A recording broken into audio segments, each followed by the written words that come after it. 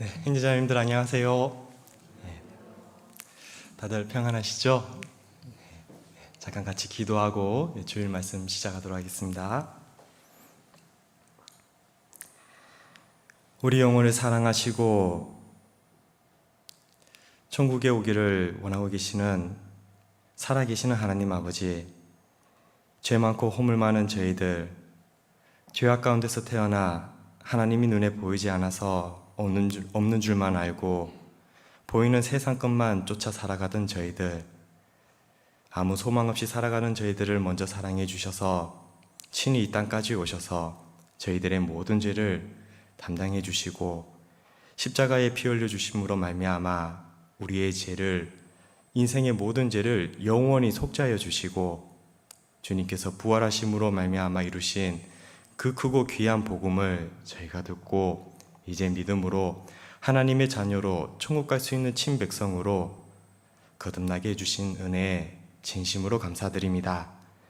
이제는 주님의 자녀로서 주님 몸된 교회 안에서 하나님의 은혜와 또 그 사랑을 또 이러지 많은 영혼들에게 또 전하며 살아갈 수 있도록 또한 저희들의 신앙과 저희의 마음과 발걸음을 인도해 주셔서 또한 감사드립니다. 오늘 주일을 맞이하여 또 주님의 이름으로 모인 우리 형제 자매님들,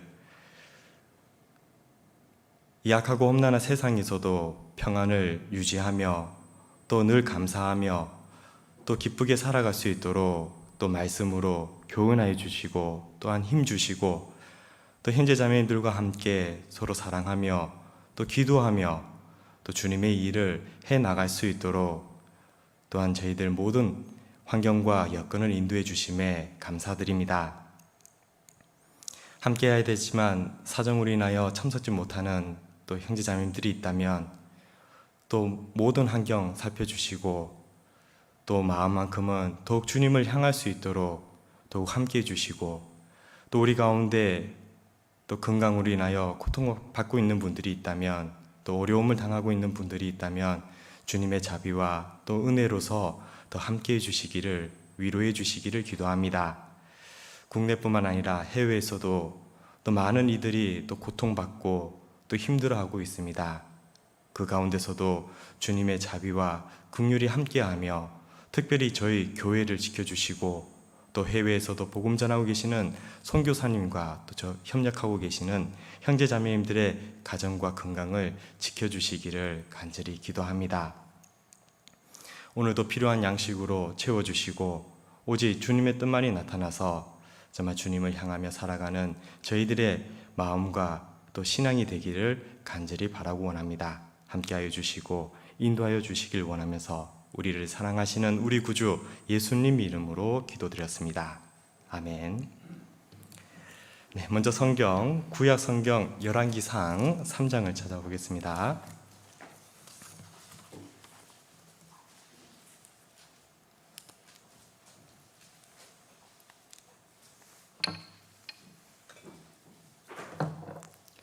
열왕기상 3장, 구약성경 514페이지입니다.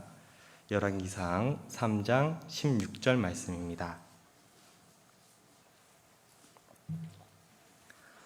16절 말씀부터 보시면 때에 창기 두 계집이 왕에게 와서 그 앞에 서며 한 계집은 말하되 내 주여 나와 이 계집이 한 집에서 사는데 내가 저와 함께 집에 있으며 아이를 낳았더니 나의 해산한 지 3일에 이 계집도 해산하고 우리가 함께 있었고 우리 둘 외에는 집에 다른 사람이 없었나이다.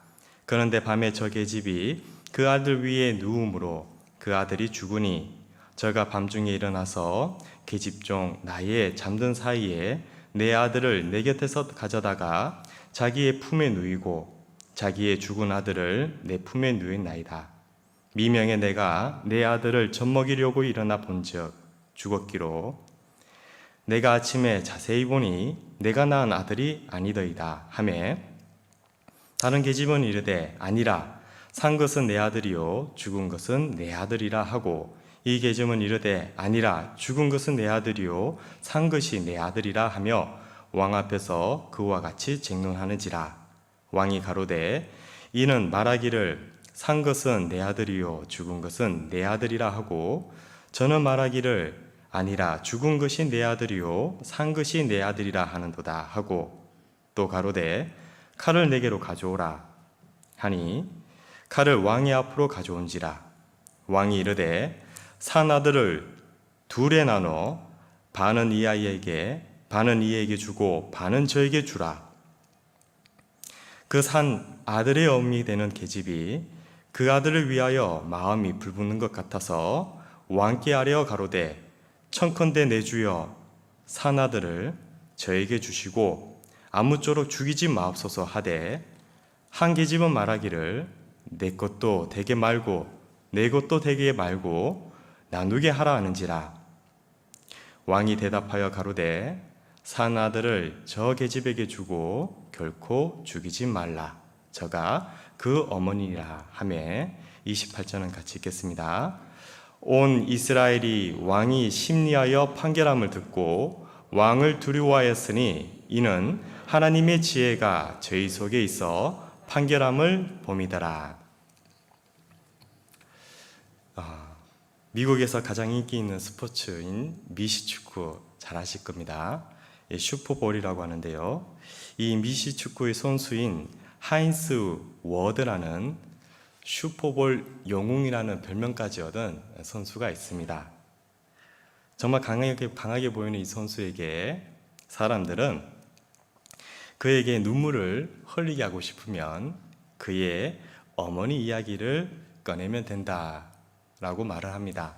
왜냐하면 그의 어머니는 한국인으로서 영어도 제대로 못하는 동양계 여성으로 홀로 그 아들을 미국에서 키워냈습니다. 저십 닦기, 호텔 청소부, 식료품 가게 점원, 이렇게 세 가지를 하루에 하면서 거의 잠도 자지 못하고 아들 워드를 키워냈습니다. 어린 시절 워드는 흑인 친구들한테 한국계라는 놀림을 받는 게 너무 싫어서 힘들어할 때 어느 날 워드는 뼈 빠지도록 일하면서 자기에게 깨끗한 옷을 입히고 운동을 할 수 있도록 해준 어머니의 모습을 보게 됩니다. 어머니의 발바닥은 시멘트처럼 딱딱하게 굳어 있었고 도저히 사람의 피부라고 할 수 없을 정도였고, 자기가 그 피부를 만지고 있는데도 어머니는 느끼지 못할 정도였습니다. 이때 워드는 내가 놀림을 받아도 그래, 나는 한국인이다, 그게 내 인생이다 라는 마음을 먹게 되었고, 오른팔에 하인스 워드를 자기 이름을 한국말로 문신으로 새기고 난 다음 늘 겸손해야 한다라는 어머니의 가르침을 마음에 새기고 열심히 운동을 하게 된 결과 2005년 슈퍼볼 영웅으로 MVP 상까지 받게 됩니다. 시상식에 오른 그는 이 모든 것이 어머니 덕분입니다. 어머니는 겸손, 신뢰, 정직, 그리고 무엇보다 사랑을 가르쳐 주셨고 나는 배웠습니다 하면서 영광을 어머니께 돌리고 어머니를 꼭 안아주게 되었답니다. 이처럼 사람은 웬만하면 변하지 않습니다. 그러나 사랑받는 사람은 반드시 변하게 되고, 그러므로 사람을 변하게 하는 것은 사랑이다 라고 말도 하게 됩니다. 특별히 어머니의 사랑은 이로 말할 수 없는 사랑입니다. 오늘 성경에 등장한 한 여인도 그 아들을 위해, 그를 위해 모든 것을 바칠 수 있고 희생할 수 있는 어머니의 마음이 나타나는데요. 방금 나타난 이 어머니의 사랑, 이를 통하여 하나님 또한 우리를 이처럼 사랑하시고 또 모든 어머니의 마음속에 넣어준 그 사랑, 자식을 위한 사랑은 바로 하나님의 마음이라는 것을 우리는 알 수 있습니다. 여인이 어찌 그 젖먹는 자식을 잊겠으며 자기 태에서 난 아들을 긍휼히 여기지 않겠느냐. 그들은 혹시 잊을지라도 나는 너희를 잊지 아니할 것이다 라는 이사야 49장에 나온 하나님이 어머니가 자식에 대한 사랑, 그것보다 이로 말할 수 없는 사랑이 하나님의 마음이고 또 우리를 향한 마음입니다. 그것을 표현해 놨는데요. 오늘 한번 열왕기상 3장에 나타난 하나님의 마음, 또 그 사랑 한번 살펴보는 시간 되었으면 좋겠습니다. 먼저 방금 읽었던 열왕기상 3장은 처음 이제 솔로몬이 이 왕으로 등극되고 그 백성들을 어떻게 지도할까? 그래서 먼저 하나님 앞에 제사를 드리고 난 다음 하나님이 솔로몬에게 나타나서 내가 내게 무엇을 줬고 너는 구하라 라고 했을 때 이 솔로몬이 부귀영화를 구한 게 아니잖아요. 오직 이 많은 백성들을 올바르게 잘 다스릴 수 있도록 지혜를 주십시오. 그래서 하나님 앞에 지혜를 구했는데 하나님이 그게 맞아서 이제 구하지도 않은 부와 명예도 함께 주게 됩니다. 자, 하나님께 지혜를 받은 솔로몬, 그리고 바로 나오는 것이 솔로몬의 재판 이야기가 나옵니다. 그래서 창기 두 여인이 자기가 낳은 아들이 한 여인이 죽고 난 다음에 바꿔치기 해서 서로 자기 아이라고 지금 이렇게 우기고 있으니 아마 이 재판은 아마 밑에 있는 부하 신하들이 해결할 수 있으면 그때 해결됐을 텐데 도저히 해결이 안 되니까 왕 앞에까지 오게 된 거거든요. 지금의 이 문제는 어려운 문제입니다. 이 본문에서 솔로몬이 해결하기 전까지는 이 상황은 거의 해결할 수가 없기에 왕 앞에까지 오게 된 겁니다. 뭐 요즘 시대처럼 그냥 유전자를 통해서 친자 확인할 수 있는 그런 기술이 있다면 뭐 말할 것도 없이 그냥 자기 어머니, 자기 자식 찾아주면 되는데 그런 기술이 없는 그때 당시로서는 도무지 누가 자기 아이인지 이 아이의 진짜 어미가 누구인지 확인할 수 있는 증거가 없기 때문에 판결 내릴 수가 없는 겁니다. 이때 솔로몬은 이 문제를 큰 고심 없이 즉시 해결해 버립니다. 바로 하나님이 주신 지혜로요. 그래서 28절에 보면 온 이스라엘이 왕의 심리하여 판결함을 듣고 왕이 심리하여 판결함을 듣고 하나님께 받은 지혜로서 사람에게 있는 또 어머니 안에 있는 그 심리를 이용해서 진짜 어머니가 누구인지 찾아주게 됩니다. 하나님께서는 솔로몬에게 주신 지혜, 즉 지혜롭고 총명한 마음이 있기 때문에 사람 마음 안에, 특히 어머니 마음 안에 있는 그 심리를 파악했고 여기 나온 두 여인에게 그 하는 말투 또 행동을 보고서 그들의 마음에 진짜 어머니가 누구인지 찾아냈고 판결을 내리게 됩니다. 사람들을 감동시키는데 이 판결을 듣고 온 이스라엘이 왕을 두려워하였으니 이는 하나님의 지혜가 저희 속에 있어 판결함을 봅니다라. 솔로몬의 판결을 지켜보던 사람들은요, 왕을 두려워하게 됐습니다. 무엇을 보게 됐느냐? 하나님의 지혜를 보게 된 거죠. 지켜보는 자들은 생각할 수도 정말 너무나 놀라운 사실이고 솔로몬이 가진 지혜는 하나님께로부터 왔다는 것이 입증됐기 때문에 백성들은 이제 그 왕 앞에 두려운 마음으로 또 솔로몬도 하나님의 지혜로서 이스라엘 백성들을 잘 이끌어 가게 됩니다. 이처럼 신실한 삶에 하나님의 능력은 하나님의 지혜를 가지고 있을 때 나타나게 됩니다. 그래서 성경도 하나님 앞에 지혜를 구하라. 지혜가 제일이니 계속 우리에게 가르쳐주고 있습니다. 오늘 여기 이 열왕기사 3장에 이제 자식을 잃은 이 어머니 도저히 자기 힘으로는 자기 아들을 찾을 수 없기에 이제 왕 앞에까지 가게 됐는데 그가 당하게 된 이 상황을 보면 이 창기로서 태어났고 창기로서 그의 삶을 살아가게 되고 당연히 자기 마음에도 이 일이 부끄럽고 하나님 앞에는 합당하지 않은 삶이라는 것을 잘 알고 있었을 겁니다. 그러나 그에게도 큰 행운이 찾아오게 됐는데 아이를 갖게 된 거죠. 이스라엘 여인에게 아이를 얻는 것은 하나님께 축복을 받을 것이라 라고 믿기 때문에 이 여인이 아이를 얻었을 때 생각했을 겁니다. 이제 이 아이를 내가 잘 키워서 정말 남은 삶만큼은 정말 열심히 살아야겠다. 그런 마음을 가지고 자기 인생을 다 바쳐서라도 이 아이만큼은 올바르게 키우려고 했을 겁니다. 근데 이 어머니에게 갑자기 큰 비극이 찾아왔죠. 어떻게 보면 큰 고통이 찾아오게 된 겁니다. 어느 순간 아이를 젖먹이려고 보니 아이가 죽어 있었던 겁니다. 다시 3장 20절을 보겠습니다.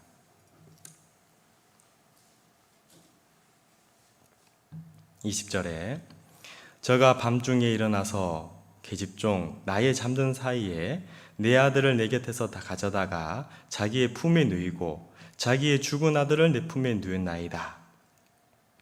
미명에 내가 내 아들을 젖먹이려고 일어나 본즉 죽었기로.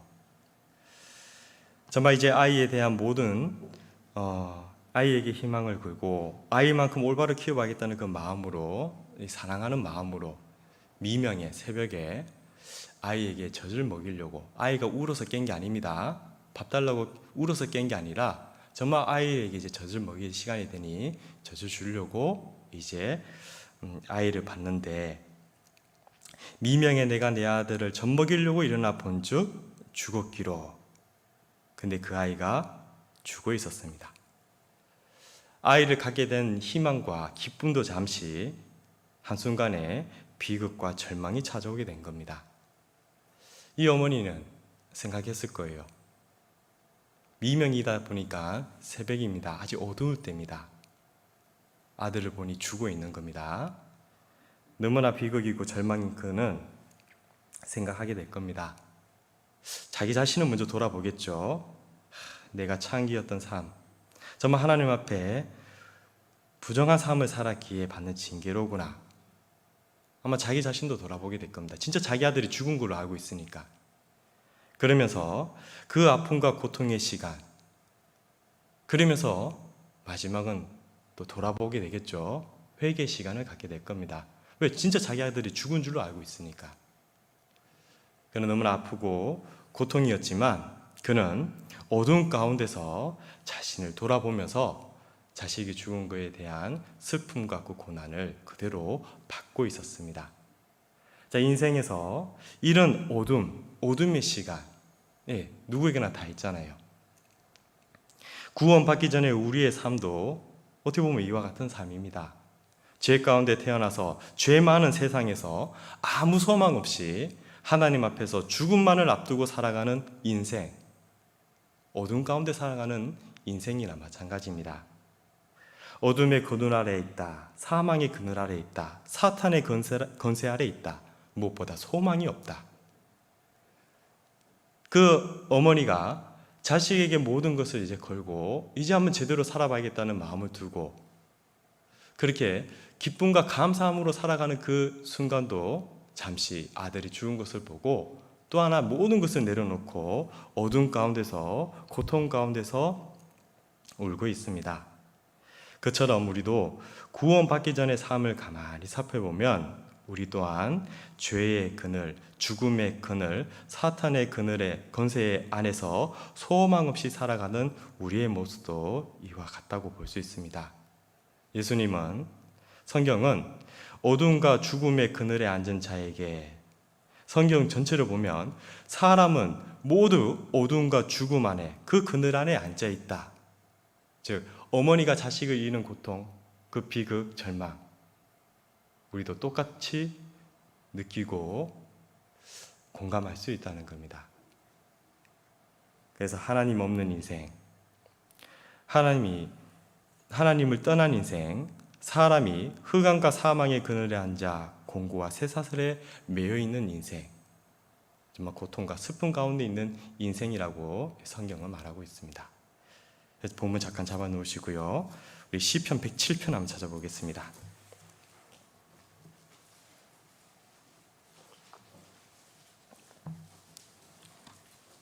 시편 107편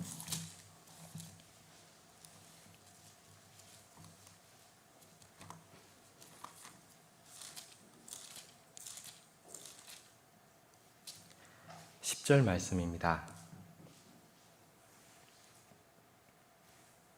10절 말씀. 사람이 흑암과 사망의 그늘에 앉으며 공고와 쇠사슬에 매임은 하나님의 말씀을 거역하며 지존자의 뜻을 멸시함이라. 이 시편 107편은 고통 중에 있는 그 이스라엘 백성들이 이제 바벨론에서 포로 생활하다가 이제 돌아오면서 어떻게 보면 고통 중에서 구원받았기 때문에, 포로에서 해방이 됐기 때문에 다시 하나님 앞에 드리는 찬송의 시, 감사시라 표현이 됩니다. 하나님께 이제 은혜로워서 바벨론에서 돌아온 이스라엘 백성들이 이제 하나님을 향해서 찬송을 하는데, 뭐에 대한 찬송이냐? 우리가 때로는 사람이 흑암과 사망의 그늘에 앉아서 공고와 쇠사슬에 매여 지냈지만, 그 원인이 하나님의 말씀을 거역하고 지존자의 뜻을 멸시함으로 우리가 받았던 고통이 있었지만, 우리가 하나님 앞에 다시 돌아왔을 때, 하나님께 부르짖었을 때 하나님이 모든 공고와 쇠사슬에서 풀어주셨다, 해방됐다, 감사를 하고 있는 찬양시입니다. 공고, 곤란하고 괴로움, 크게 시달려 평안이 없고 몹시 지쳐있는 상태, 그는 공고한 상태, 쇠사슬에 매여 있다고 되어 있죠. 마귀의 권세에 있는, 죄의 권세에서 아무것도 풀 수 없는 그런 쇠사슬에서 인생 가운데 어둠과 사망의 그늘에 앉아서 살아가는 인생, 거기서 유일하게 나을 수 있는 방법은 하나님의 말씀을 거역하지 않고 지존자의 뜻을 멸시하지 않는, 바로 하나님 앞에 나오는 그런 삶이 그런 모든 어둠과 그늘에서 빠져나오는 길이었던 겁니다. 그래서 6절을 보시면요, 이에 저희가 근심 중에 여호와께 부르짖음에 그 고통에서 건지시고, 13절에도 이에 저희가 그 근심 중에 여호와께 부르짖음에 그 고통에서 구원하시고, 19절에도 28절에도 계속 동일한 말씀이 반복됩니다. 하나님이 인생으로 근심하게 하사, 이 인생은 수고와 슬픔뿐인 인생, 왜 그렇게 하셨느냐? 그 그늘과 사망 안에서 하나님을 바라보라고, 하나님 앞에 나오라고 주신 어떻게 하나님의 은혜일 수도 있는 겁니다. 고난은 때로는 우리가 하나님 앞에 나올 수 있도록, 죄인이 하나님 앞에 다시 돌아올 수 있도록 회개를 위한 도구가 되기도 합니다. 이 고난으로 인하여 하나님 앞에 기도하게 되고, 이런 고난으로 인하여 우리는 하나님 앞에 겸손하게 되며, 무엇보다 고난으로 하나님의 은혜를 깨닫게 됩니다. 그래서 사람을 변화시키는 힘도 이 고난 안에 있다는 겁니다. 왜? 진정 하나님의 사랑을 느끼게 되거든요. 무엇보다 하나님께서 이런 고난을 허락하시는 이유는 기도하게 하시기 위해서, 행여나 우리가 잘못된 길을 가고 있을 때 바른 길로 돌이킬 수 있도록 도와주신다는 거예요. C.S. 루이스가 고난에 대해서 이렇게 말했습니다. 하나님은 즐거운 상황을 통해서는 속삭이시고 양심을 통해서는 말씀하시지만 고난과 고통을 통해서는 외치신다. 고통은 기먹은 세상을 깨우기 위한 하나님의 확성기다. 고난이 있는 것은 대부분의 사람들이 큰 일을 당하기 전까지는 하나님의 음성에 무관심하기 때문이다. 그래서 고난과 고통, 이런 것을 통하여 잠자는 영혼을 깨우는 하나님의 확성기가 바로 고난과 고통이다 라고 말합니다. 정말 우리 인생 가운데 고난 없는 사람 없잖아요. 고통 없는 사람도 없습니다. 많은 사람들은 잘못된 학설과 또 잘못된 학문과 철학 가운데서 하나님도 없는 사상, 하나님을 등진 사상, 어리석은 자는 그 마음에 이르기를 하나님이 없다도다. 그 모든 사상에 하나님이 없다는 사상 가운데, 즉 어둠과 그늘 가운데서 살아가기 때문에 정말 인생에 보면 진정한 빛이 없고 행복이 없잖아요.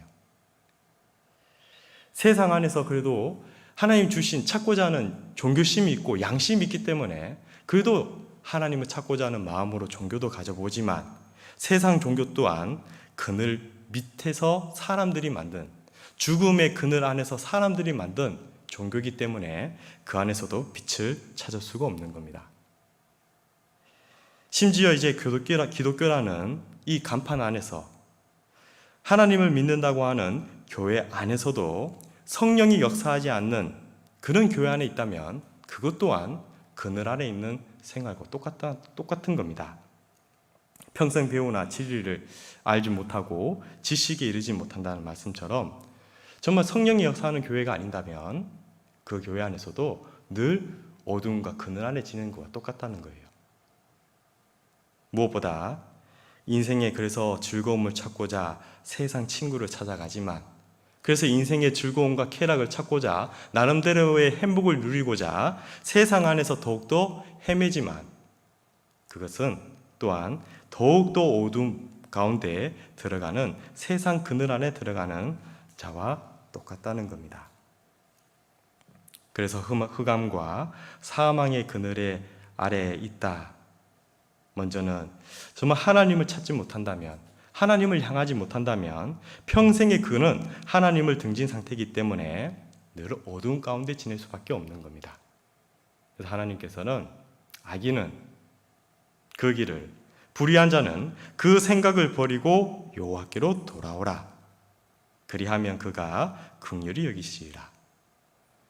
어두운 가운데, 세상 가운데 죽음의 그늘 안에서 잊지 말고 돌아오라. 하나님은 그렇게 부르고 계시다는 겁니다. 그래서 회개라는 것이 세상으로만 향하던 마음을 하나님께로 향한다. 이게 회개잖아요. 평생 하나님 등지고 살았다면 이제는 하나님을 향하여 하나님께 나오는 것. 그래서 자신이 정말 이 죄로 인하여 지옥 갈 수밖에 없는 죄인임을 깨닫고 정말 내가 죽음의 그늘, 죄의 그늘, 사망의 근세 안에서 어둠 가운데서 살고 있었구나. 그것을 깨닫고 하나님 앞으로 나오는 진정한 회개를 두고 말씀하고 계시는 겁니다. 그래서 우리가 하나님 앞에 나와서 정말 빛이신 예수님을 만나고 죄로 인하여 어둠밖에 없었던 이 마음에 빛이신 예수님이 들어와 곧 빛이 세상에 왔을 때 사람들이 자기 행위가 악함으로 빛보다 어둠을 더 사랑한다 했지만 빛 앞에 더 나아가니 예수님 앞에 우리의 죄인임을 깨닫고 예수님을 통하여 주님이 우리 마음에 들어왔을 때 비로소 우리 마음에 빛이 비춰지게 됩니다. 그러나 정말 우리가 신앙생활을 하면서 알아야 될 것이 또한 하나님을 알면 알수록 정말 여호와를 힘써 알아가야 되는 삶이 또한 필요한 겁니다. 아무리 똑똑한 사람이라 하더라도, 돈 많은 사람이라 하더라도 빛 없이 어두운 가운데 있으면 한 치 앞도 볼 수 없습니다. 거듭나지 않고 신앙생활을 한다, 거듭나지 않고 선한 일을 한다, 아무리 그렇게 열심히 하고 신앙생활, 나름대로의 신앙생활을 한다 하더라도 빛 없이 생활하는 거기 때문에 어두운 가운데서 더듬더듬 걸어가는 것과 똑같다는 겁니다. 그래서 하나님을 아는 것이 더 중요하다. 철로 역정에 보면 크리스찬이 청소문 앞에서 이제 입성하고 난 다음에 뒤돌아봤을 때 무지라는 사람이 뒤따라오는데 그 무지가 청소문 앞에 서서 이런 말을 하지 않습니까? 먼저 천사가 얘기합니다. 그대는 어디에서 왔으며 어떤 일을 해왔는가? 무지는 대답합니다. 나는 왕 앞에서 먹고 마셨고 왕께서는 우리 거리에서 가르쳤습니다. 천사가 대답합니다. 증명서를 내보이라. 증명서가 없는가? 무지가 대답할 게 없는 거예요. 그때 왕이 얘기하죠. 저 무지를 붙잡아서 손발을 묶어서 내쫓아라. 바로 지옥으로 떨어집니다. 천소문 앞에서 지옥으로 떨어지는 거거든요. 하나님을 아는 것, 주님을 더 알아가는 삶, 너무나 중요한 삶입니다. 그것처럼 우리가 하나님을 알지 못한다면 갈 바를 알지 못하고 목적지가 없이 방황하고 헤매는 것처럼 어둠 속에서 길이 안 보이니까 더듬더듬 걸어가는 것과 똑같다는 거예요. 그 세상에서는 사람들이 보기에는 어떤 길은 사람이 보기에 바르나, 그래 이 길이 정말 선하고 좋은 일 아니냐 하고 그 길을 갈지 모르지만 필경은 사망의 길이니라, 잘못된 길이 있다는 겁니다. 슬기로운 자는 재앙을 보면 숨어 피하여도 어리석은 자들은 나아가다가 해를 받느니라. 하나님 앞에 오는 삶, 먼저 내 영혼이 죄인임을 깨닫고 구원받는 삶, 거듭나는 삶, 가장 먼저 해야 될 하나님 앞에 가장 선행이잖아요. 그러나 하나님을 등지고 하나님 없이 살아가는 인생은 어둠 속에서 고통받으며 죄와 죽음, 사망의 권세 아래서 정말 앞도 못 보고 더듬더듬 걸어가는 삶과 똑같다는 겁니다. 그 인생을 두고 수고와 슬픔뿐인 인생, 어둠 속에서 고통받는 자 하나님은 부르시고 도와주시길 원하십니다. 그래서 시편 107편 28절을 보겠습니다.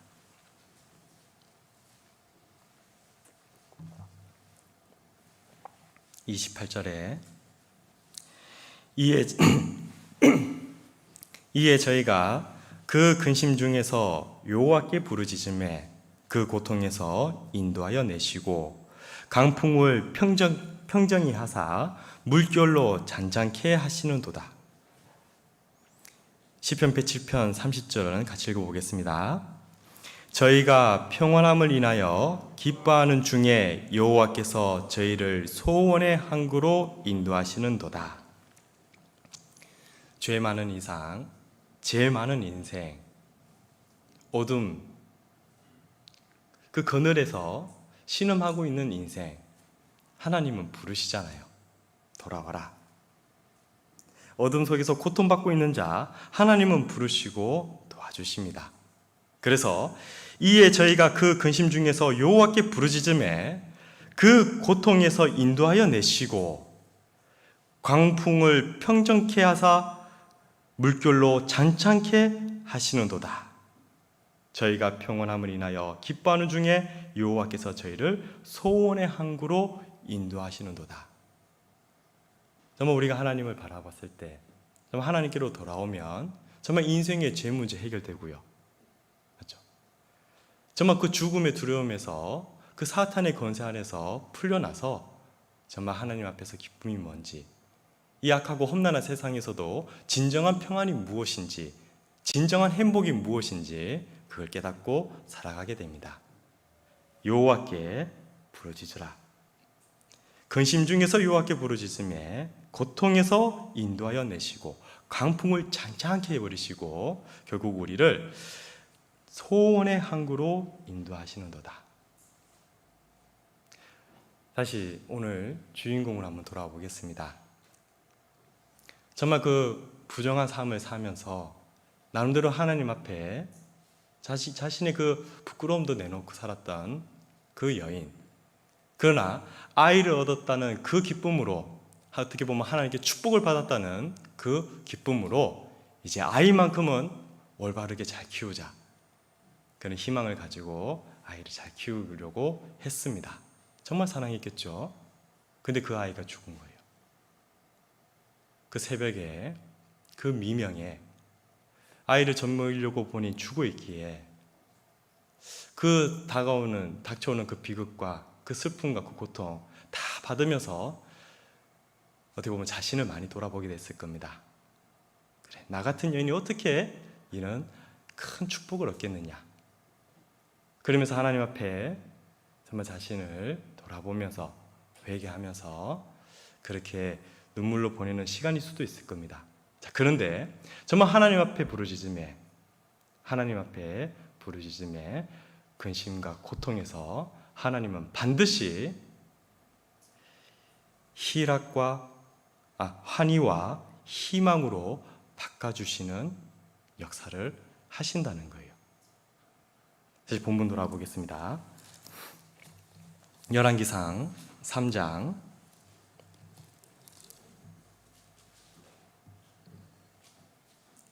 21절에 미명에 내가 내 아들을 젖먹이려고 일어나 본즉 죽었기로 내가 아침에 자세히 보니 내가 낳은 아들이 아니더이다. 자, 미명이는 새벽입니다. 그때 당시에는 전기도 없었잖아요. 있으면 촛불을 좀 켜서 아이의 상태를 확인했을 겁니다. 근데 자기 아이가 죽은 것으로 알고 아침이 되기까지, 새벽이 되기까지 그런 고통과 절망과 슬픔 가운데 있었지만 내가 아침에 자세히 보니 내가 낳은 아들이 아니더이다. 갑자기 뭐가 생기느냐? 희망이 생기는 거죠. 이처럼 아침에 태양이 뜨면서 빛이 들어오면서 어두움은 점점점 사라지고 빛이 들어오면서 내 아이를 자세히 보니 내가 낳은 아들이 아닌 거예요. 이것을 보면서 어머니에게는 희망이 생기는 겁니다. 그럼 내 아이는 어디 갔을까?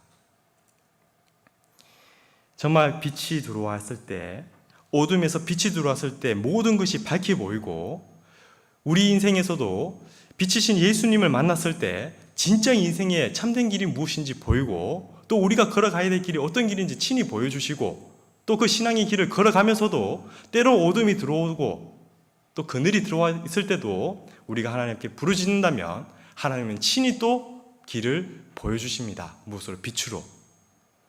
그래서 이 어머니가 비록 새벽, 아침 해가 뜨기까지는 정말 절망과 고통 속에 있었지만 아침 해가 들어오면서 빛이 들어오면서 아이를 자세히 보니 내 아들이 아닌 거예요. 그러면서 마음에 뭐가 생깁니까? 희망이 있잖아요. 내 아들 어디 갔을까? 우리의 신앙도 마찬가지입니다. 때로는 신앙생활을 하면서 우리가 또 죄 가운데 또는 세상의 그 그늘 가운데 들어갈 수 있어요. 어둠 가운데 들어갈 수 있습니다. 그러므로 또 몰려오는 수고와 근심, 슬픔 당할 수가 있습니다. 하지만 기다리면 또 여호와께 부르짖으면 근심 중에 여호와께 부르짖으면 하나님은 인도해 내셔서 우리를 고통에서 인도해 내시고 광풍 같은 그런 복잡한 상황도 광풍을 평정케 하사 물결을 잔잔하게 하신다는 거예요. 심지어 우리를 인도하여 저희를 소원의 항구로 인도하시는도다. 하나님을 의지하고 하나님께 부르짖으면 우리 마음의 소원의 항구로 끝내는 인도해 주신다는 거예요. 그래서 필요한 것이 뭐냐? 하나님 안에서 신앙생활 하면서도 정말 자세히 살피는 삶이 필요하구나. 만약 이 어머니가 그냥 자기 아이 죽은 것을 그냥 알고 그냥 당정 짓고 해가 뜨기 전에 그 아이를 그냥 덮었다면 확인할 방법도 없잖아요. 그러나 그 아이는 자기 아이를 끝까지 끌어안고 아침 해가 뜰 때까지 하나님께 부르짖었을 거예요. 근데 진짜 아침 해가 들어오니 자세히 보니까 자기 아들이 아닌 겁니다. 이것처럼 우리 신앙생활에서도 우리가 여호와를 알자, 힘써 여호와를 알자, 그의 나오심은 새벽빛같이 일정하니 우리가 하나님을 알아가는 삶, 정말 더 알아가는 삶이 필요하다는 겁니다. 욥은 말합니다. 너희는 내 말을 자세히 들으라. 이것이 너희에게 위로가 될 것이라. 욥이 받았던 그 많은 고난들, 그리고 욥이 가지고 있었던 하나님에 대한 신뢰, 믿음, 너희는 내 말을 자세히 들으라. 이것이 너희에게 위로가 될 것이라. 언젠가는 위로가 될 것이다. 사실 욥에게도 하나 버려야 되는, 정말 깨우쳐야 되는 죄가 있었잖아요. 스스로 의롭게 여기는 하나님 앞에서 한다고 하는 자기가 갖고 있는 그 의는 하나님 앞에서 큰 고난을 받아야만이 언젠가는 깨닫게 되는, 어떻게 보면 욥을 단련시키기 위한 허락된 고난이었죠. 사실 그렇습니다. 욥기 시작은 단순히 마귀가 와서 욥이 괜히 하나님 섬기는지 아십니까?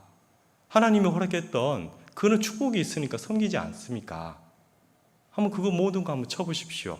욥이 하나님 원망하고 욕할 겁니다. 근데 하나님 아셨잖아요. 그래, 그럼 한번 해봐라. 목숨 빼고 다 맡겼잖아요. 하루아침에 모든 재산이 날아가고 사랑하는 자식이 잃고 자기 몸이 건강까지 잃었습니다. 심지어 믿고 의지했던 아내도, 평상시에 함께했던 친구도 그에게 와서 하나님 욕하고 죽으라고, 너가 죄가 있으니까 이는 징계를 받지 않겠냐 막 지적하게 됩니다. 그러나 욥이 얘기합니다. 너희는 내 말을 자세히 들어라. 이것이 너에게 위로가 될 것이다. 하나님은 분명 이유가 있을 것이다. 그래서 그 또한 자기가 어떤 상태인지 모르고 그리고 쭉 나아갔지만 결국 하나님이 마지막에 등장하시잖아요. 폭풍 가운데서 등장하셔서 욥아, 너가 그렇게 안다고 하니 그래, 한번 대답해봐라. 내가 이 땅을 창조할 때, 이 땅에 이 지구를 창조할 때, 이 땅의 무게와 이 지구와 이 모든 이 우주의 모든 것을 거리를 띄울 때 너 어디 있었느냐? 너 안다면 한번 얘기해봐라. 그 하나님의 음성을 들은 욥이 깨달았잖아요. 야, 내가 진짜 아무것도 아닌, 하나님 앞에서는 아무것도 아닌 정말 무지한 자구나. 자신의 연약함을 깨닫고 내가 스스로 의롭다고 하는 그것이 아니구나 하고 그가 죄 가운데서 이제 하나여 죄 가운데서 티끌 가운데서 회개를 하잖아요. 그래서 전지전능하신 하나님 앞에 나는 아무것도 할 말이 없구나. 그 자신을 깨닫고 진심으로 하나님 앞에 회개를 하니 하나님께서 욥기를 정리해 버리잖아요. 그래서 그에게 취했던 재산, 자녀, 건강 2배로 다 얹어주고 더 많은 축복을 해주고 욥기는 끝나버리잖아요. 자신의 잘못을 깨닫는 순간 하나님은 욥기 정리해버립니다. 그처럼 너희는 내 말을 자세히 들어라. 이것이 너희의 위로가 될 것이니라. 하나님이 이 성경을 주시는 것은 이 안에 우리가 더 알아야 될 것이 있고 더 들어야 될 것이 많다는 겁니다. 그래서 너희는 귀를 기울여 내 목소리를 들으라. 자세히 내 말을 들으라. 너희는 여호와 책을 자세히 읽어보라. 하나님을 자세히 알고 나면 사실 이해되지 않는 부분도 있을 수 있습니다. 그러나 믿을 수는 있게 된다는 겁니다. 왜? 하나님이시거든요. 하나님은 우주 만물을 창조하신 창조주십니다. 하나님만이 친히 인생의 마음을 다 알고 계시는 하나님이십니다.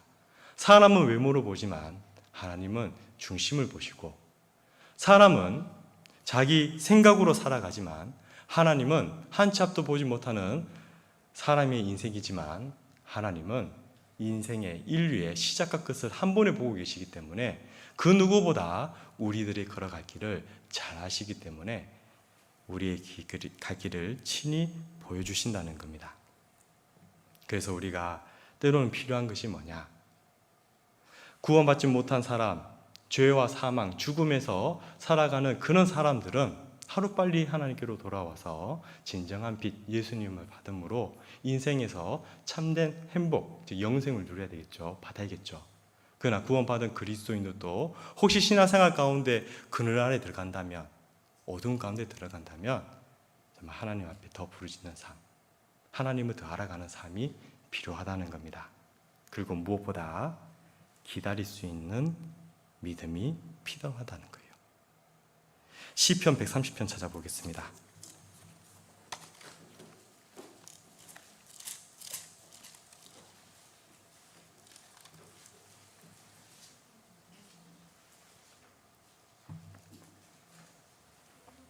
시편 130편 6절입니다.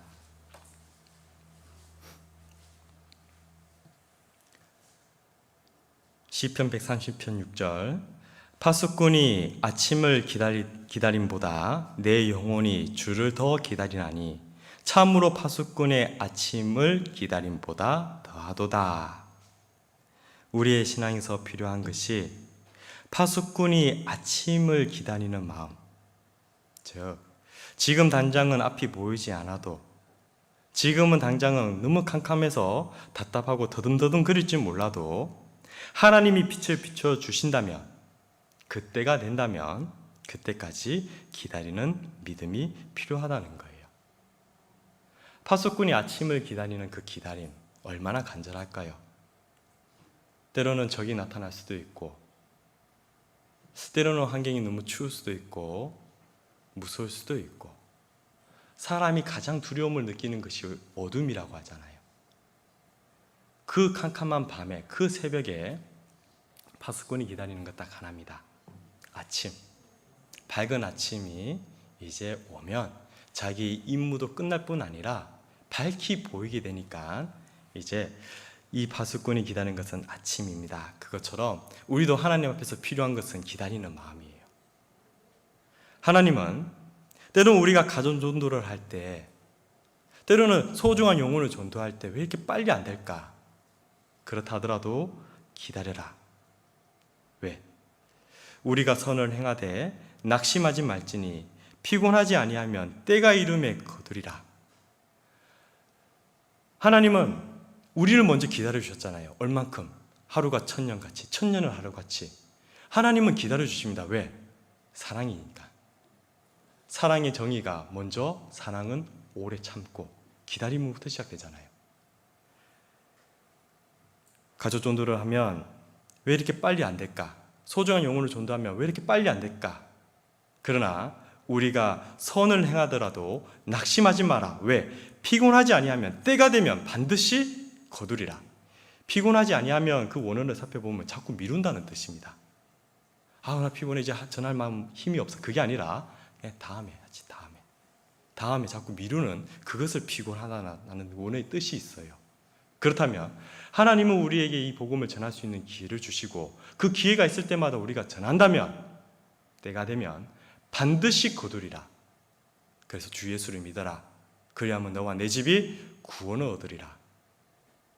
우리가 하나님을 기다릴 수 있기 때문에, 믿음이 있기 때문에 우리는 전할 때가 있다면 전하고, 결과가 어떻게 되든 간에 낙심하지 않고 우리는 때가 이를 때까지 기다릴 수 있는 겁니다. 때로는 우리가 삶 가운데 힘들고 지칠 때도 있지만, 어둠 가운데도 있을 수 있지만 기다리자. 여호와를 힘써 기다리자. 여호와를 힘써 알아보고 하나님이 어떤 분인지 안다면, 기다리면 하나님은 해결해 주신다. 믿음이잖아요. 우리 생활에 필요하다는 겁니다. 그래서 때로는 우리가 기다리지 못하고, 왜 기다리지 못하느냐? 하나님을 잘 모르기 때문에. 그래서 우리 힘으로 나아갈 때도 있지만, 그렇게 해서 전도도, 소중한 영혼도 빨리 결과가 이루어지지 않으므로 너무 낙심이 되고 오히려 마음을 닫을 수 있지만, 그렇더라도 우리는 하나님을 더 알므로 좀 믿고 기다려야 됩니다. 성경은 낙심하지 마라. 왜 말씀하셨느냐? 낙심이 되니까. 하나님은 낙심하지 마라. 왜? 낙심할 것을 알기 때문에 그러신 겁니다. 엘리야도 하나님의 크신 역사를 나타냈는데도 불구하고 이스라엘 백성들이 우상 숭배하면서 바알신을 섬기면서 하나님을 등지고 살아가고 있을 때, 엘리야가 하나님의 마음을 가지고 정확히 하나님의 역사를 이끌어냈잖아요. 그래서 바알 선지자, 아세라 선지자 850명 다 모아서 대결했을 때 하나님이 불이 내려와서 하나님만이, 여호와 하나님만이 진정한 하나님이시라는 것을 보여주셨잖아요. 그래서 그 거짓 선지자들 다 처리하고 이스라엘 백성들이 다시 하나님 앞에 돌아올 줄 알았는데, 아하 왕도 회개할 줄 알았는데 전혀 그러지가 않았잖아요. 왕부터 백성들도 회개하지를 않으니까 엘리야가 너무나 낙심되고 이제는 힘도 다 돼버린 겁니다. 그의 몸도, 심지어 그의 영혼도 힘이 없으니까 그가 광야에 스스로 들어가서 하나님 앞에 이제 말하잖아요. 하나님, 나 이제 그냥 데려가달라. 나 이제 힘이 없으니까 그냥 나 데려가달라. 엘리야도 너무나 지쳐 있을 때 하나님이 하십니다. 낙심되는 거 알거든요. 그래서 천사를 보내갖고 그 발 아래 구운 떡과 물 한 병을 두고 천사가 이렇게 터덕터덕거리면서 이렇게 깨우잖아요. 그래서 먼저 먹으라고, 먹고 마시라고.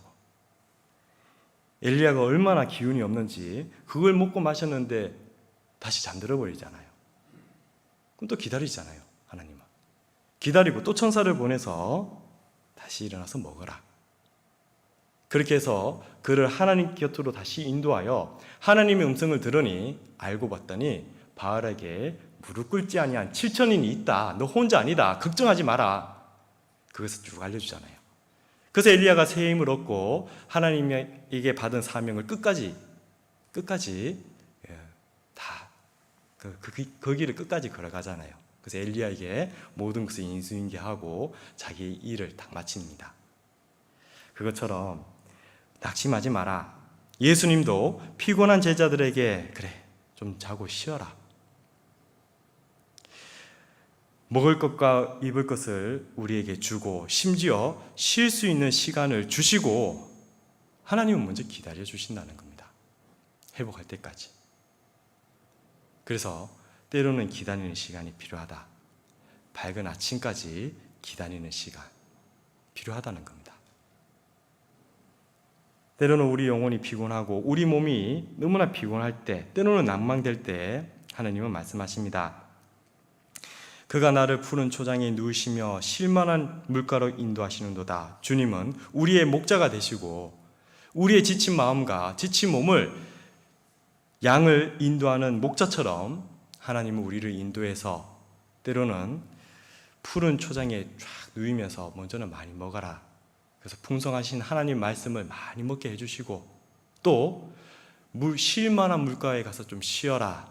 그래서 내 영혼이 쉴 수 있는 곳, 정말 교제 안에서 영혼이 쉴 수 있게끔 해주시고 그 교제가 봉사도 포함되기 때문에 몸은 때로는 지치고 힘들더라도 교제 안에서 봉사하다 보면 마음의 쉼을 얻고 마음이 건강한 자, 마음의 쉼을 얻은 자, 육신의 양약이 될 것이다.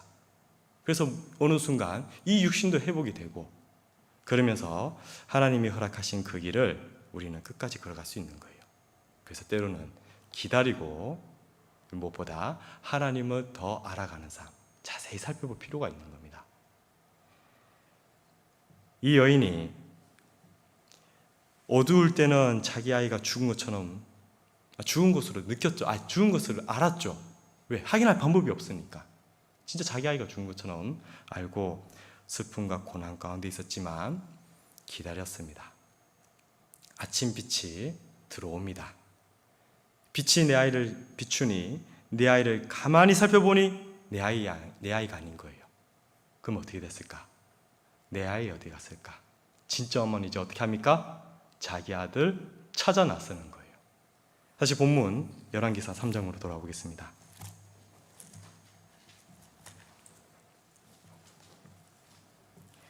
열왕기상 3장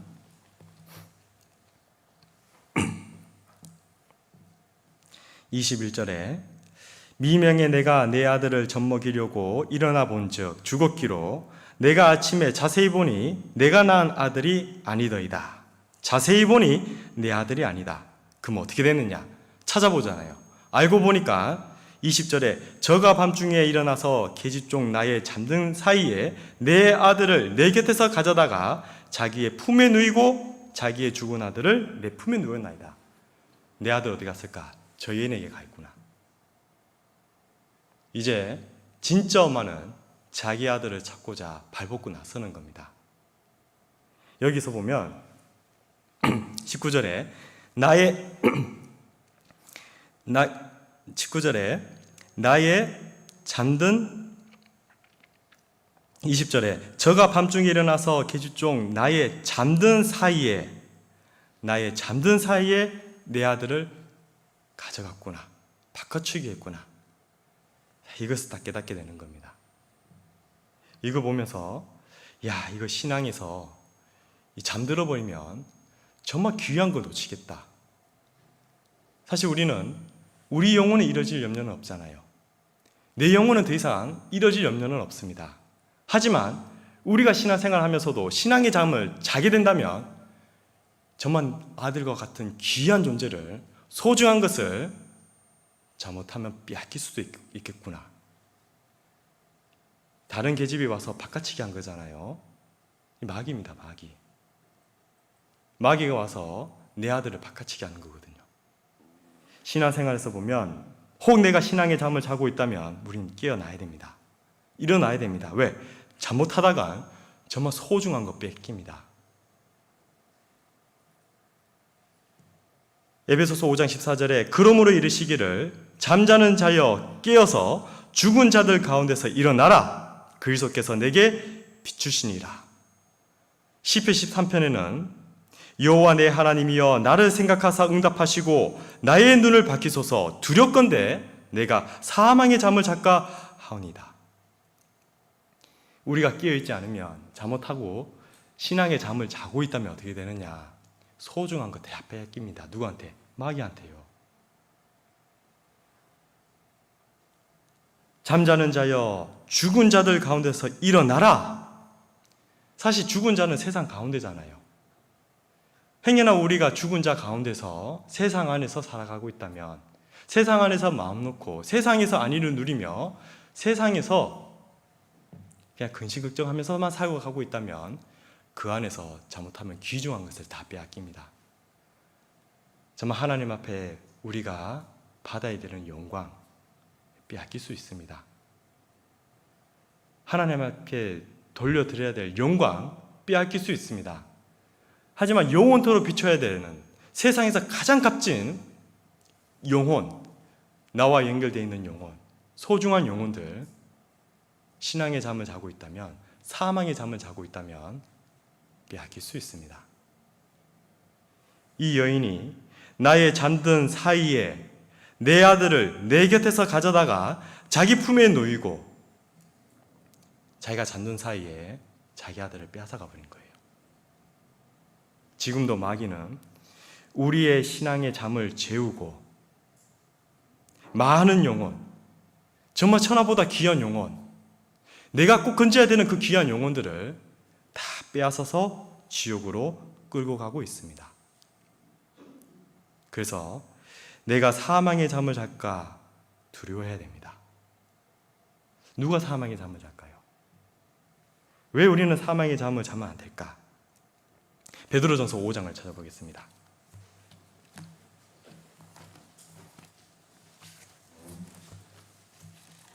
베드로전서 5장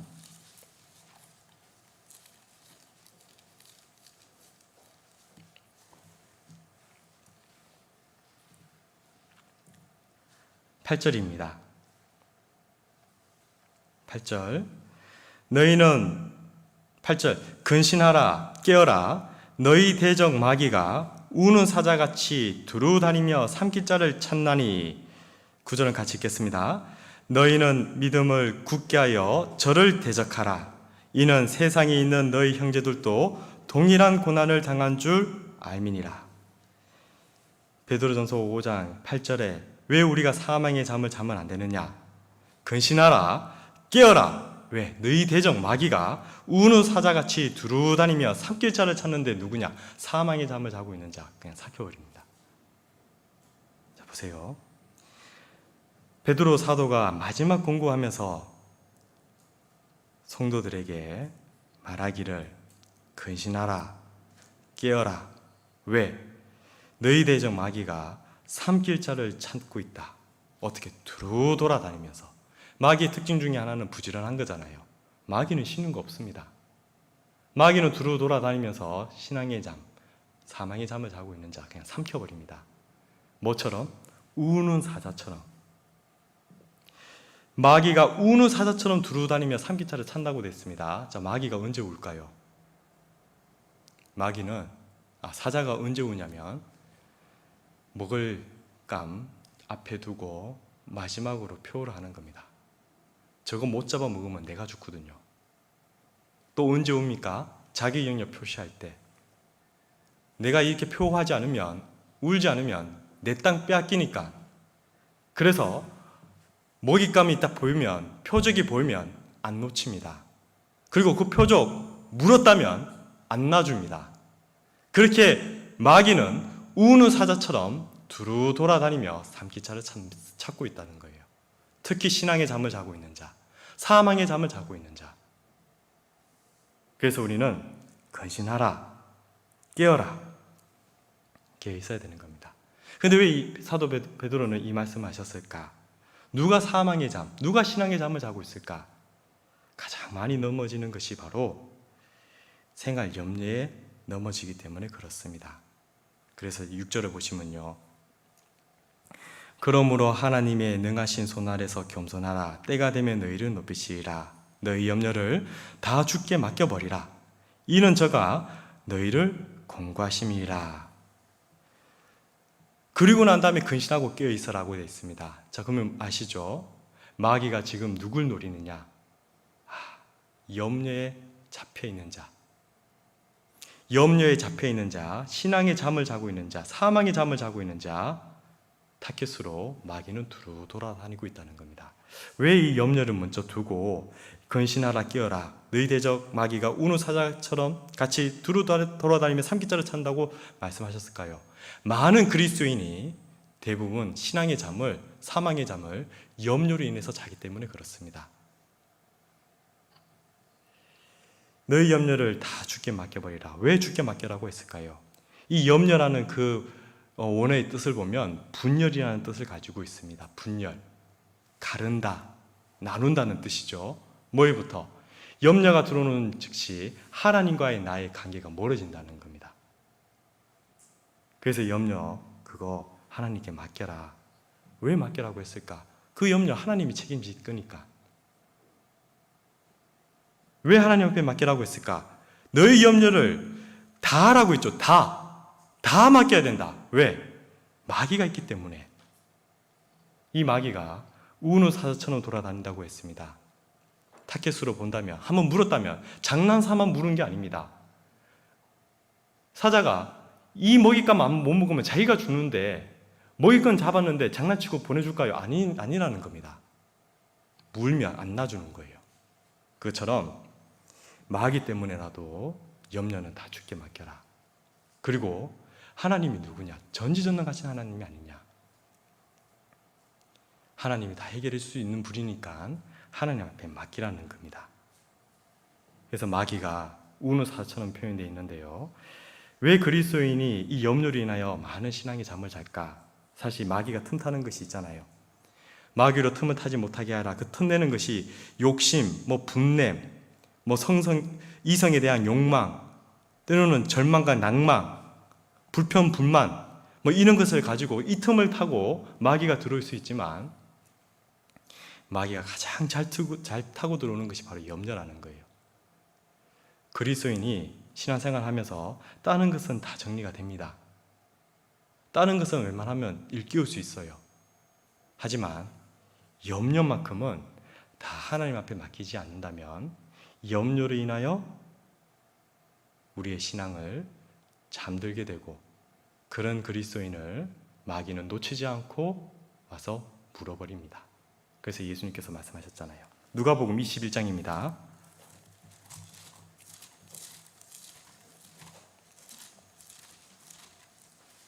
누가복음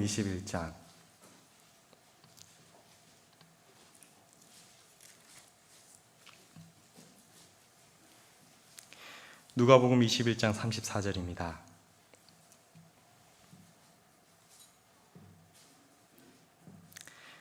누가복음 21장 34절. 너희는 스스로 조심하라. 그렇지 않으면 방탕함과 술 취함과 생활의 염려로 마음이 둔하여지고 뜻밖의 그날이 덕과 같이 너희에게 임하니라.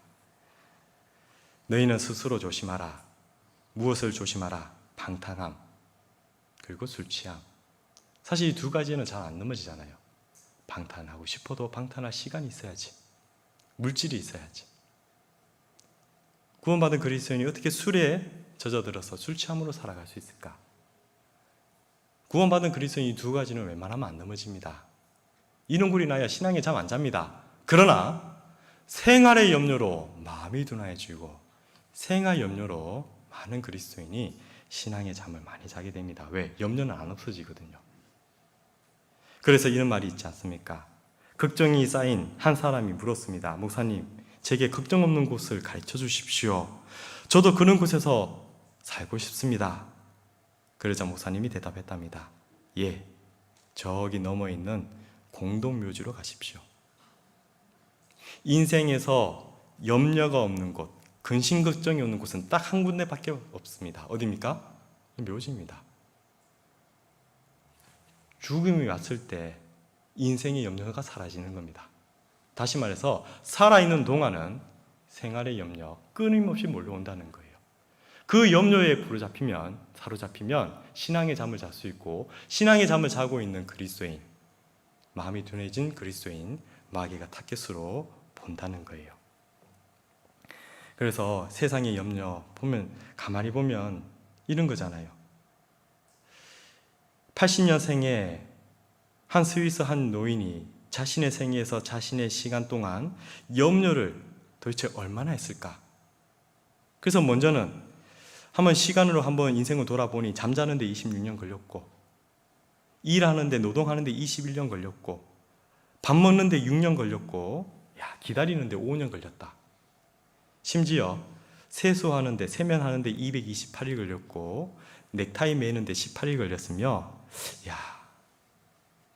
아이들과 재밌게 놀았던 시간은 26일밖에 없구나. 그런데 염려로 인하여, 괜한 염려로 인하여 5년을 보냈다.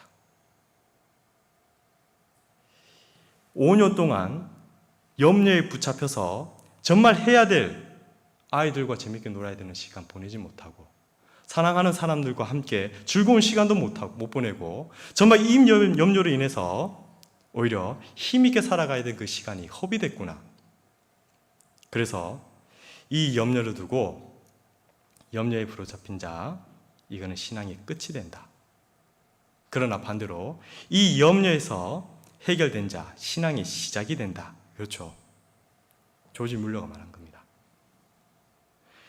염려의 시작은 신앙의 끝이 되지만 이 신앙의 시작은 염려의 끝이 된다. 왜? 너의 염려를 다 주께 맡겨라. 예수님도 생활의 염려로 너희가 둔해질 수 있으니 염려 주께 맡기라 라고 말씀하시는 겁니다. 빌립보서 4장입니다.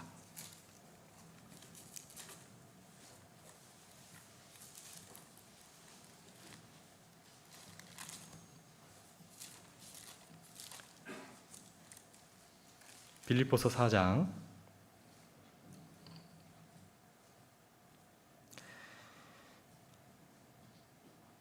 7절입니다. 6절부터 보겠습니다. 아무것도 염려하지 말고 오직 모든 일에 기도와 간구로 너희 구할 것을 감사함으로 하나님께 아뢰라. 그리하면 모든 지각에 뛰어난 하나님의 평강이 그리스도 예수 안에서 너희 마음과 생각을 지키시리다. 아무것도 염려하지 말고 오직 모든 일에 기도와 간구로 너희 구할 것을 감사함으로 하나님께 아뢰라. 암송 많이 하시죠? 근데 그렇게 되던가요? 이 말씀을 암송하고 내가 염려를 하나님께 다 맡겨야지. 맡겨지느냐? 사실 이 6절 말씀만 암송한다고 맡겨지는 게 아닙니다. 여기 그리하면, 이 그리하면의 조건은 6절이 아니죠. 4절부터 시작되는 겁니다. 4절이 뭡니까? 주 안에서 항상 기뻐하라. 내가 다시 말하노니 기뻐하라. 너희 광용을 모든 사람에게 알게 하라. 주께서 가까우시니라. 4절, 5절 이것이 선행이 돼야 6절이 된다는 겁니다. 시작이 뭡니까? 주 안에서 항상 기뻐하라. 기뻐하는 삶. 생각해 보십시오. 우리가 구원 받은 거 하나만 생각해도, 지옥 문제가 해결된 것만 생각해도 우리는 기뻐할 수 있습니다. 그리고 주 안에라고 했잖아요. 주님 안에서 우리가 기뻐할 것이 얼마나 많습니까? 주 안에서 기뻐하는 삶이 먼저 선행이 되고, 그리고 모든 사람에게 너희 강용을 알게 하라. 강용은 용서함입니다. 용서함. 하나님이 나를 용서해 주신 것, 나뿐만 아니라 모든 사람을 용서해 주신 것, 내 사랑하는 가족과 이웃들을 용서해 주신 것, 그거 모든 사람에게 알게 하라. 뭡니까? 전도하라.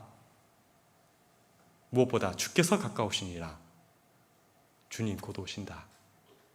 즉 내가 구원받은 것, 그리고 소중한 영혼도 전도하는 것, 그 주님 곧 오신다. 4절 5절이 선행이 된다면 아무것도 염려하지 말고 오직 모든 일에 기도와 간구로 늘 구할 것을 하나님께 아뢰라. 그리하면 그 모든 염려가 한순간에 사라진 것이 아니라, 해결된 것이 아니라 무엇을 지켜주신다? 너희 생각과 마음을 지켜주신다. 생각과 마음이 지켜진다는 거예요.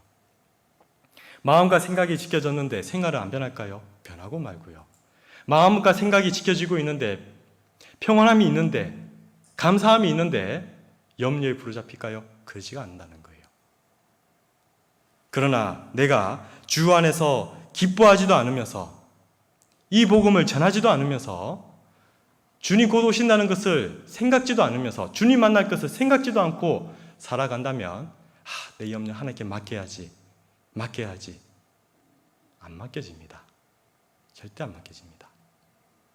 하지만 우리가 지금 갖고 있는 염려들, 근심들, 걱정들, 주님 내일 오신다고 생각해 보시죠. 내일 주님 만난다면 그거 지금 우리가 염려할 문제입니까?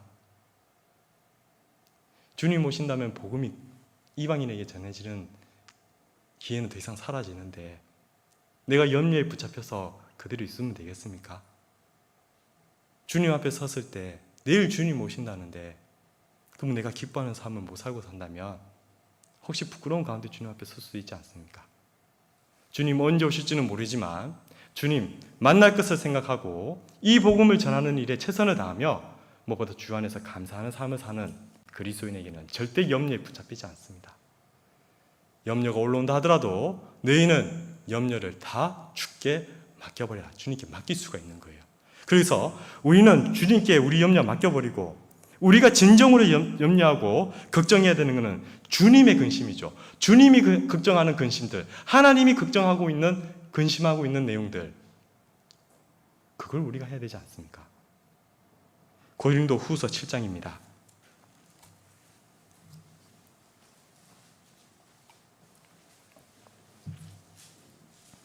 고린도 후서 7장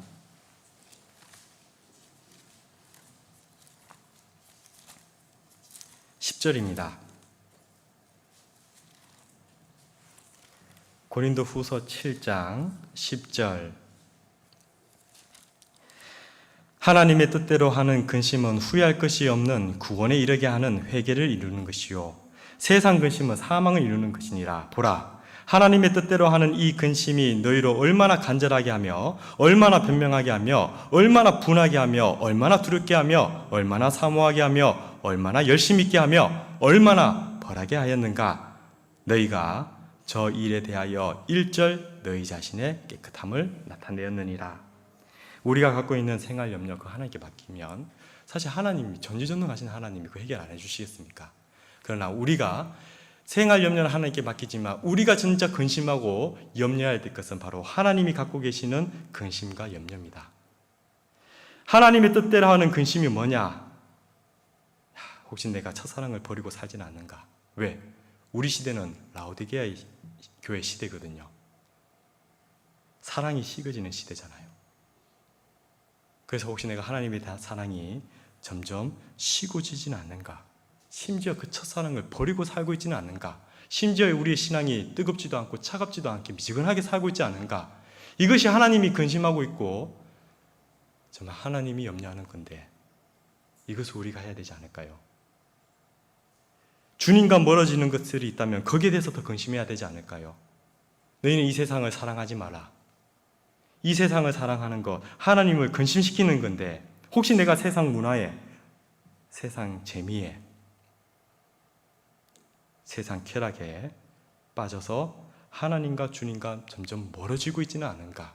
거기에 대해서 근심해야 되지 않을까요? 심지어 가장 중요한 가족, 친척, 그들의 영혼을 두고 누구보다 근심 걱정해야 되지 않을까요? 이번 추석 연휴 정말 이번에도 좋은 기회를 삼아서 될 수만 있다면 그들에게 하나님을 알리고 그 소중한 영혼들이 하나님께로만 갈 수 있다면, 구원만 받을 수 있다면 우리가 무엇을 못하겠습니까? 베드로 또한 내게 큰 근심이 있는 것과 마음에 그치지 않는 고통이 있는 것은 내 양심이 성령 안에서 나로 더불어 증거하는 것이니 나의 형제 곧 골육의 친척을 위하여 내 자신이 저주를 받아 그리스도에게서 끊어질지라도 원하는 바로다. 사도 바울도 모세도 이와 같은 말을 했잖아요. 내 친척, 내 골육, 소중한 영혼들이 그들만 구원받을 수 있다면 내가 어떤 저주를 받는 거 상관없다는 거잖아요. 이것이 가장 우리가 염려해야 되고 근심해야 되는 거 아닙니까? 하나님에 대한 근심. 혹시 내가 하나님 앞에 섰을 때 많은 영광 그리고 하나님의 은혜 가운데 살아야 되는데 혹 내가 그 은혜에 미치지 못하고 있지 않을까? 그래서 너희는 돌아보라. 너희 하나님의 은혜에 이르지 못하는 자가 있는가 돌아봐라. 혹시 내가 하나님의 은혜 지금 그 가운데 살지 못하고 있지는 않은가 돌아보고, 혹시 우리 형제 자매님들이 같이 그 안에 있지 못한다면 서로 돌아보고, 무엇보다 교회를 위한 염려와 근심 누구보다 해야 되지 않습니까? 누구는 그럽니다. 기뻐하지 않냐고, 항상 기뻐하지 않냐고. 나는 항상 기쁘다. 아니잖아요. 항상 기뻐하라 라고 했지 항상 기쁘다 아니잖아요. 염려가 뭐냐? 정말 우리 형제자매님들이 정말 교회 안에서 이 복음이 이뤄진 영혼들에게 잘 전해져서 힘있게 복음이 전해져야 되는데, 행여나 우리 안에서 복음이 잘 전해지지 않는다면, 행여나 우리 형제자매님들의 문제가 있다면 그것이 더 걱정하고 근심 걱정해야 될 내용이 아니냐. 무엇보다 구원받은 그리스도인이 무엇 때문에 가장 걱정합니까? 사실 부담되는 거 있거든요. 사실 전도거든요. 전도. 가장 부담되는 게 어떻게 보면 전도인데, 당연히 전도해야 되는 건 알지만 못하고 있는 상황도 있고 지금은 기다려야 되는 상황도 있는데, 이런 전도해야 되는 부담감이 있는데 항상 기쁘다? 나는 항상 기쁘다? 전도가 안 되고 있는데 기쁘다? 아니잖아요. 그런 부담, 그런 염려, 그런 근심은 하나님의 뜻대로 하는 근심이기에 후회할 것이 없는 구원에 이르게 하는 회개를 이루는 것이다. 그래서 교회에 대한 근심과 걱정, 그리고 이뤄진 영혼들에 대한 근심과 걱정, 심지어 세상에서 일어나는 이런 사건, 사고들, 심지어 이제 진짜 주님이 곧 오신다는 이런 징조들, 이뤄지는 징조들 보면 사실 마음이 뒤숭숭하잖아요. 이건 누구를 위한 근심이냐? 주님을 위한 근심 아니냐? 근심하라, 깨어라. 그래서 우리가 마귀의 오무에 빠질까 그 염려하고 생아의 염려는 하나님께 맡기고 주님의 일에 더 적극적으로 염려하고 걱정해야 됩니다. 그래야만이 진짜 귀한 것을 다시 찾을 수가 있는 겁니다. 본문 말씀 돌아보겠습니다.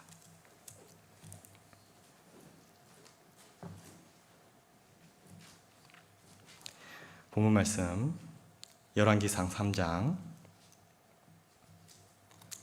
17절입니다. 17절. 한 계집은 말하되 내 주여 내 주여. 진짜 어머니잖아요. 주여, 주님만이 해결해 줄 수 있습니다. 주님 앞에 나오는 거잖아요. 이런 내 아들 도저히 내 힘으로 찾을 수가 없으니까, 증거가 없으니까 주님 앞에 매달리는 마음으로 솔로몬 앞에까지 온 겁니다. 성경은 예수님도 말씀하셨습니다. 한 가부와 불의한 재판장이 있을 때 그 도시에 한 가부가 있어 자주 그에게 가서 내 원수에 대한 나의 원수를 풀어주소서. 비록 이 재판자는 불의하지만 주님을 향하는 마음, 하나님께 향하는 마음으로 간절하게 찾아가서 구했을 때 그 원한이 풀어지잖아요. 정말 어려움이 있을 때 주님께 매달리는 삶. 예수님도 내가 너희에게 이르노니 속히 그 원한을 풀어주리라. 그러나 인자가 올 때 세상에서 믿음을 보겠느냐. 그래서 중요한 것이 우리의 모든 문제를 풀어주신 주님을 향하고, 주님께 향하고 그 이뤄진 아이를 되찾겠다는 그 마음 하나로 솔로몬 앞에까지 나가는, 그 솔로몬 그 왕의 앞까지 나가는 길이 쉬운 길이 아니잖아요. 얼마나 그 안에 많은 막는 장애물이 있었겠습니까? 그래도 내 아들 찾아야겠다는 그 진념 하나로, 그 사랑 하나로 솔로몬 앞에까지 나가는 겁니다. 그런 것처럼 정말 우리가 갖고 있는 정말 염려해야 되는 것들, 정말 나와 연결되어 있는 소중한 영혼들, 정말 그거 하나 보고 이거 절대 빼앗겨서는 안 되겠다. 빼앗길 수 없잖아요. 건져야겠다, 되찾아야겠다. 그런 마음으로 내 주여 하는 마음으로 주님 앞에 나아가서 우리의 원한을 가지고 나아가면 주님은 속히 그 원한을 풀어주겠다. 그러나 세상이 올 때, 인자가 세상에 올 때 믿음을 보겠느냐? 정말 그런 믿음을 갖고 살아가는 그리스도인 찾겠다는 거잖아요. 이 아이는, 정말 산자의 어머니는 이 아이를 찾겠다는 그 마음 하나로 솔로몬 앞에까지 갔습니다. 솔로몬은 정확하게 어머니가 갖고 있는 그 심리대로 판결하려고 했죠. 칼 가지고 와라. 아이 두 조각으로 나눠라. 그래서 둘 다 나눠줘라. 라고 했을 때 진짜 어머니는 26절입니다. 그 산 아들의 어미 되는 계집이 그 아들을 위하여 마음이 불붙는 것 같아서 왕께 아뢰어 가로되 청컨대 내 주여 산 아들을 저에게 주시고 아무쪼록 죽이지 마옵소서. 진짜 부모는요, 진짜 엄마는 살려놓고 보는 겁니다. 진짜 부모는, 진짜 엄마는 자기가 죽든 자기가 무슨 해를 당하든 전자 이제 내 아이가 내 품에서 키우지 못하는 한이 있다 하더라도 먼저는 아이 살려놓고 본다는 거예요. 그게 어머니 마음이잖아요. 누구 마음입니까? 주님의 마음, 하나님의 마음입니다. 하나님은 우리가 죄악 가운데서 태어나서 죄 때문에 심판받아 그 마귀의 권세에서, 마귀의 거짓에서 속아서 지옥 가는 것을 원치 않습니다. 그래서 하나님은 죄 때문에 사람들이 지옥 가는 것을 원치 않으니 먼저 살리겠다는 마음으로 따는 거 안 보잖아요. 우리는 다 양 같아서 그릇 행하여 각기 제 길로 갔거늘 양같이 눈이 어두워서 하나님을 등지고 세상 가운데서 죄짓고 살고 있다 하더라도 따는 거 안 보고 먼저 살려놓고 보기 때문에 우리 무리의 죄악을 그에게 담당시키시고 예수님은 그 죄값을 치르기 위해 십자가를 필러 죽으셨습니다. 하나님은 그렇게 살려놓고 본다는 거예요. 살려놓고 보는 것이 부모님의 마음이자 하나님의 마음입니다. 우리 가운데 전도하다 보면 정말 구원 받았다고 시인하는 분들이 있잖아요.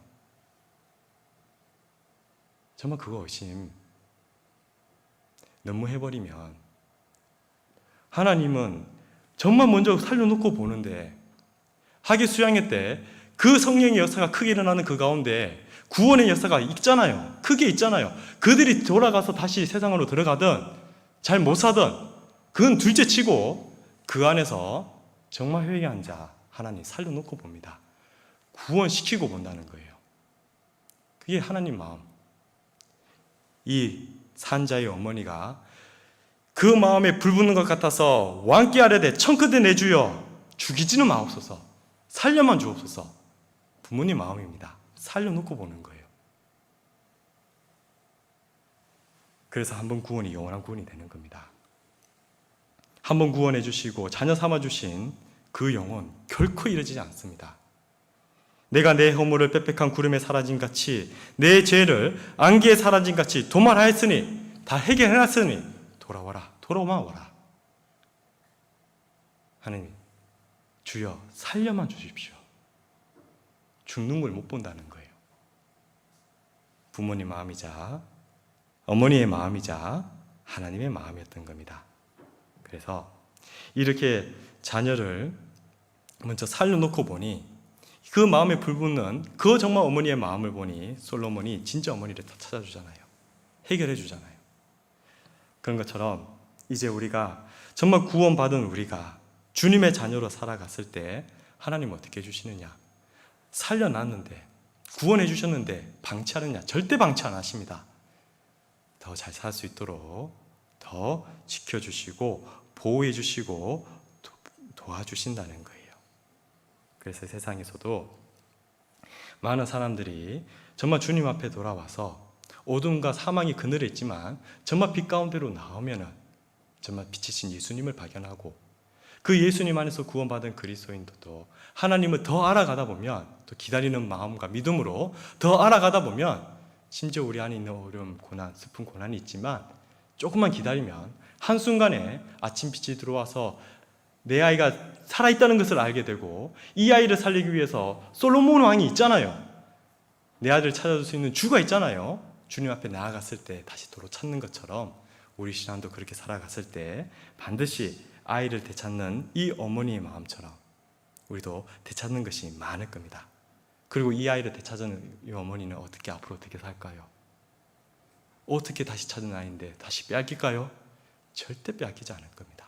그리고 오히려 이 아이를 그 품에 안아서 정말 잘 키우고, 하나님이 주신 귀한 축복이기 때문에 정말 하나님의 삶 가운데서 정말 더 귀하게 잘 키웠을 겁니다. 그런 것처럼 우리도 주님 안에서 구원함 받은 우리가 더 이상 귀중한 것 빼앗기지 않도록 정말 우리가 깨어있고, 또 주님이 우리를 이렇게 살려주시고 구원해 주셨는데 어떤 마음으로 또 우리를 신앙생활 가운데 인도해 주시고 보여주실까?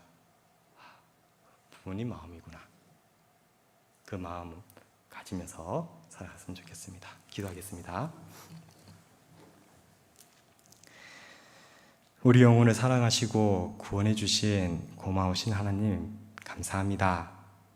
오늘 열왕기상에서 나타난 그 잃었던 아이를 되찾은 그 어머니의 마음을 보면서 주님의 마음, 하나님의 마음을 생각하고 느낍니다.